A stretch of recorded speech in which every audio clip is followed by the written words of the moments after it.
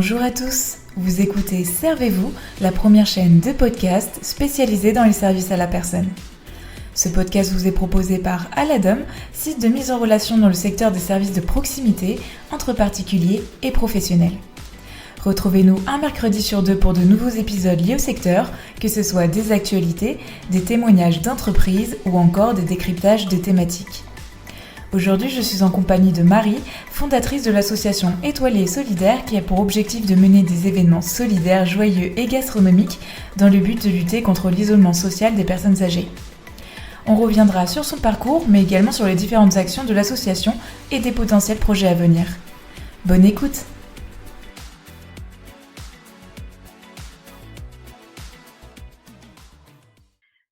Donc, bonjour Marie, enchantée. Bonjour Célia, enchantée.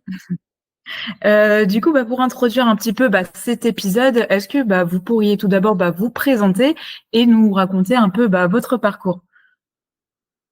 Avec plaisir. Donc moi, j'ai orienté mes études et mon parcours professionnel dans le secteur du grand âge. Donc j'ai commencé d'un BEP sanitaire et social jusqu'à un Master 2 innovation sociale.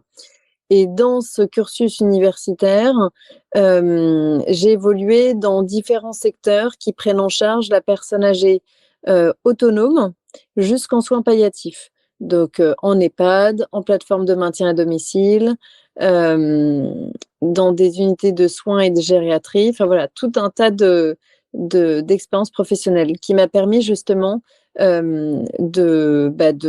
d'hiérarchiser, de recenser les derniers besoins de nos aînés pour me permettre par la suite de créer Étoilée et Solidaire. Ok, super. Et notamment si on revient sur le cœur de cet épisode, donc l'association Étoilée et Solidaire, est-ce que vous pouvez nous dire un petit peu comment a été créé le projet, d'où est venue l'idée? Alors, Étoilée et Solidaire a été créé en fonction des besoins de nos aînés, recensés lors d'interviews durant toutes mes expériences professionnelles. Et en fait, ce qui apparaissait à chaque fois, c'était le fait de bien se nourrir, de se faire servir aussi, d'aller au restaurant, les pieds sous la table, et aussi d'entretenir le lien social, mais dans un climat chaleureux. Ok. Donc voilà, et donc du coup, à partir des besoins recensés de nos aînés, moi j'avais créé un premier atelier culinaire pour des adhérents seniors d'une mutuelle qui avait été une première réussite. Et en fait, je me suis dit à la suite de ça que je souhaitais aller beaucoup plus loin. Donc, Étoilée Solidaire a commencé par un atelier culinaire. Et puis, petit à petit, on a commencé à créer des initiatives qui reposaient vraiment sur des constats. Parce que nous, c'est vraiment important, Étoilée Solidaire. En fait, on ne souhaite pas créer pour créer, mais vraiment créer des initiatives qui répondent aux besoins des aînés et de leurs accompagnants. Pour nous, c'est vraiment important et c'est ce qui fait qu'aujourd'hui, ça marche vraiment. Ok, super. Et justement, ce premier projet, puisque tu en parles, il a été réalisé où, à Paris? Oui, c'était dans un institut culinaire. C'était à l'Institut culinaire de Paris, il me semble. Ok. Oui, c'est bien ça. Oui, donc ça remonte un petit peu. Ok, oui, je me doute. Ça fait combien de temps, du coup, que l'association a été créée? Alors, l'association a été créée en octobre 2018, donc on a 5 ans. D'accord, ok, super. Et justement, concrètement, aujourd'hui, est-ce que vous pouvez nous expliquer un peu les différentes actions que vous mettez en place à travers l'association? Bien sûr. Alors, aujourd'hui, donc, nous avons différents formats d'initiatives qui sont développés donc, en région. Donc, les initiatives que l'on développe essentiellement en région sont la table de nos aînés. Donc, c'est un groupe d'aînés accompagnés par une résidence autonomie ou par exemple des MARPA. Donc, ce sont des petites unités de lieu de vie qui rassemblent des aînés avec un accompagnateur. Et donc, ces aînés partagent un repas avec leur accompagnateur dans un restaurant de leur secteur géographique. Ok. Donc ça, c'est la première initiative. La seconde, c'est inviter un aîné à déjeuner. C'est très simple, c'est un duo aîné ou aidant familial ou professionnel de santé ou jeune en colocation intergénérationnelle qui partagent ou aidant familial, je ne sais plus si je l'ai dit, qui partagent un déjeuner dans un restaurant de leur secteur géographique. Et donc, ces aînés sont accompagnés par les structures suivantes, donc des plateformes de maintien à domicile, des plateformes de répit ou encore des colocations intergénérationnelles. Ok, super. Et du coup, pour certaines de ces actions, du coup, il y a des chefs aussi qui sont présents. Ça se fait des fois dans leur restaurant à eux. Oui, alors donc nos initiatives ont lieu toujours dans les restaurants des chefs. Ok, Donc c'est fait exprès. Pourquoi? Parce que ça incite les aînés à se déplacer. Donc du coup, à maintenir leur autonomie. Pour aller au ok, restaurant, ils sont obligés de retrouver un itinéraire, donc de s'y rendre soit avec leur accompagnateur ou en totale autonomie, donc en tramway, en bus, en métro ou en Uber s'ils le souhaitent. Mais en tout cas, c'est à eux de faire la démarche. ok. Et je peux vous dire que le jour J des initiatives, il n'y a aucun aîné qui a des problèmes de motricité ou de difficultés à marcher pour aller au restaurant. Ça reprend le lendemain de la sortie au restaurant, mais généralement, pour aller au restaurant, il marche très, très bien. En même temps, le concept donne envie de bien manger. Exactement. Voilà. C'est quand même d'aller au restaurant. Je pense que même que ce soit les jeunes ou pas forcément les aînés, on aime tous ce type d'activité Oui. dans tous les cas. Exactement. Et puis, on a deux initiatives en plus que l'on développe plutôt sur Paris. Donc, ça s'appelle donc la table de nos aînés fois salariés. Donc, c'est un groupe de salariés d'une entreprise quelconque. Par exemple, ça peut être une agence de communication, une entreprise dans la finance, un cabinet d'avocats, qui invitent donc leurs salariés et aussi des aînés. Et lors de ce déjeuner intergénérationnel, oui, chaque aîné est assis à côté d'un salarié. Et en fait, ça permet d'avoir des échanges absolument fabuleux sur l'expérience de vie ou professionnelle des aînés comme des plus jeunes. Ok. Oui, oui, bah eux, ils ont aussi leur expérience en fait en tant que senior aussi, donc ça permet de rétablir un lien effectivement intergénérationnel, c'est très intéressant. Exactement.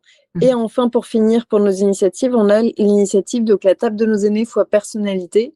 C'est une personnalité, donc ça peut être un chanteur, un acteur, un présentateur, journaliste, qui vient parler aux aînés de son métier lors d'un déjeuner dans un restaurant de leur secteur géographique. D'accord, ok, super. Et du coup, comment vous arrivez aujourd'hui à contacter les aînés justement pour ces événements? Alors, donc du coup, les aînés en fait qui participent à nos initiatives sont accompagnés par des structures publiques ou associatives partenaires des toilettes solidaires. Donc, par exemple, quand on remplit donc un appel à projet qui par exemple est propre à un département, une région ou à une CARSAT régionale, ce sera donc les structures partenaires de cette organisation qui participeront à nos initiatives. Donc en fait, on a des structures qui sont déjà partenaires, des organisations publiques et du coup l'organisation est fluide, mais on peut avoir d'autres structures, d'autres organisations qui nous contactent et qui peuvent très bien organiser qui peuvent nous proposer ces initiatives. D'accord, ok. J'avais vu aussi sur votre site internet, pardon, que vous aviez une plateforme digitale. Est-ce que vous pouvez nous en dire un peu plus? Bien sûr. Alors, cette plateforme digitale, donc, elle a été créée sur mesure par un de nos bénévoles qui s'appelle Félix Mundler. Et en fait, cette plateforme digitale nous permet de recenser toutes nos initiatives par structure, par région, et permet en fait de guider les coordinateurs sociaux via des notifications automatiques de mail, de rappel. Donc, c'est-à-dire les notifications automatiques, ça concerne le rappel de la date, de l'heure, de l'adresse du restaurant. Et ensuite, après l'initiative, les coordinateurs sociaux ont la possibilité de transmettre la photo de l'initiative ainsi que le témoignage. Ok, Donc super. ça nous est très utile. Cette plateforme, en fait, elle est indispensable. Sans cette plateforme, on ne pourrait pas faire notre développement régional. Et aujourd'hui, notre objectif, c'est de se développer dans nos 15 régions françaises. D'accord, OK, ça marche et actuellement, du coup, votre projet s'est bien développé depuis 5 ans. J'ai vu que vous aviez une belle famille étoilée qui sont acteurs dans ce projet. Est-ce que vous pouvez justement nous en dire plus, sur ces personnes? Oui, alors donc nous avons déjà une équipe fabuleuse qui est constituée de bénévoles qui sont répartis par pôle. Donc il y a par exemple un pôle événementiel, un pôle juridique, un pôle aussi audiovisuel, une communication.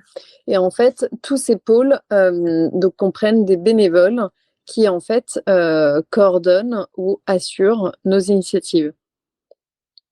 OK, super. Et pour finir sur, une des dernières questions que j'avais à vous poser, voilà, c'est pour, nous faire une petite anecdote, nous partager un petit peu ce que vous avez vécu au sein de l'association. Est-ce que vous avez justement des expériences ou des souvenirs marquants depuis que l'association a été créée?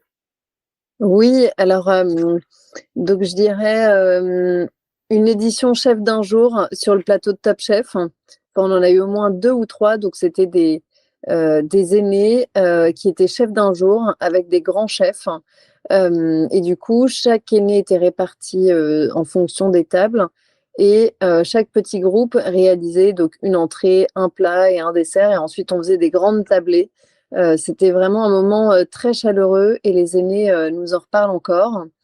Je dirais aussi chaque lancement d'initiative dans une nouvelle région.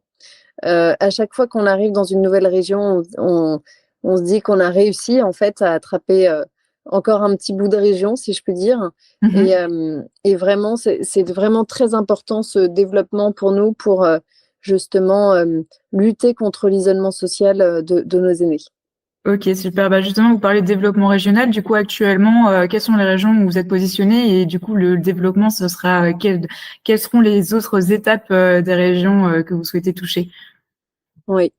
Alors, nos différentes régions aujourd'hui qui sont développées, donc c'est le Rhône-Alpes, Languedoc-Roussillon, département du Nord, l'Île-de-France et bientôt donc et aussi donc la région Bourgogne-Franche-Comté et enfin enfin c'est en cours la région Loir-et-Cher.